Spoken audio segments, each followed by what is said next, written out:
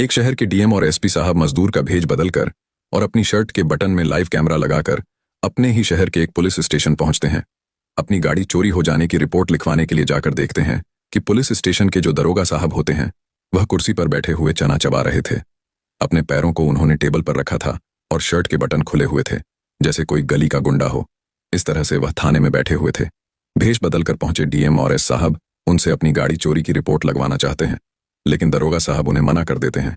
वो रिपोर्ट लिखने की बजाय उनसे पहले घूस मांगने लगते हैं।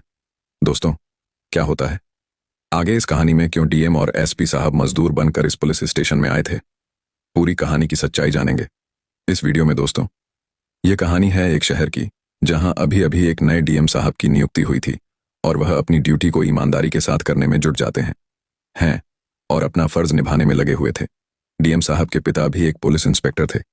वह भी एक ईमानदार पुलिस वाले थे। उन्होंने अपने बेटे को पढ़ाई के साथ साथ अच्छे संस्कार और ईमानदारी का पाठ भी पढ़ाया था।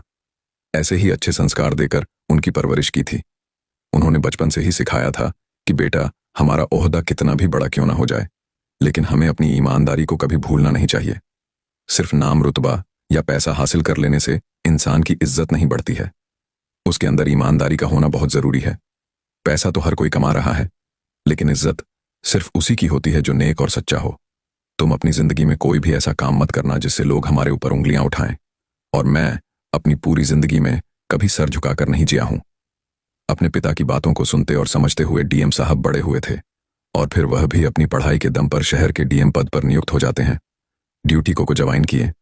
उन्हें अभी 2 दिन ही हुए थे कि उनके पास एक पुलिस स्टेशन के खिलाफ काफी शिकायतें आने लगती हैं। शिकायत में लिखा हुआ था कि पुलिस स्टेशन का सभी स्टाफ जो थाने में नियुक्त है हमारे किसी भी रिपोर्ट को नहीं लिखते हैं और ना कोई कानूनी कार्रवाई उस पर करते हैं। अगर रिपोर्ट लिखते भी हैं तो पहले रिश्वत के तौर पर पैसा भरना पड़ता है, तब रिपोर्ट लिखी जाती है। इसके बाद भी कोई संभावना नहीं होती कि हमें कानूनी रूप से मदद मिल पाएगी या नहीं। अब इन शिकायतों को देखने और पढ़ने के बाद डीएम साहब सोचने लगते हैं कि शायद हो सकता है पुलिस स्टेशन और वहां के दरोगा की बदनामी करने के लिए ऐसी फर्जी शिकायत भेजी जा रही हो, क्योंकि ऐसा अक्सर होता ही रहता है। ऐसे ही 3-4 दिन गुजर जाते हैं, लेकिन फिर से यही शिकायत मिलने लगती है। अब यह शिकायत बार बार आने से डीएम साहब को भी लगता है कि जरूर कुछ न कुछ तो धांधली थाने में चल रही है।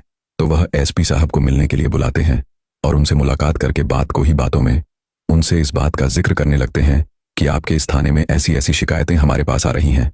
तो एसपी साहब भी कहते हैं कि हाँ, हो सकता है, पिछले कई दिनों से मुझे भी शिकायतें मिली हैं, लेकिन मैंने यही सोचकर इग्नोर कर दिया कि हो सकता है यह हमारे डिपार्टमेंट को बदनाम करने की कोई साजिश हो।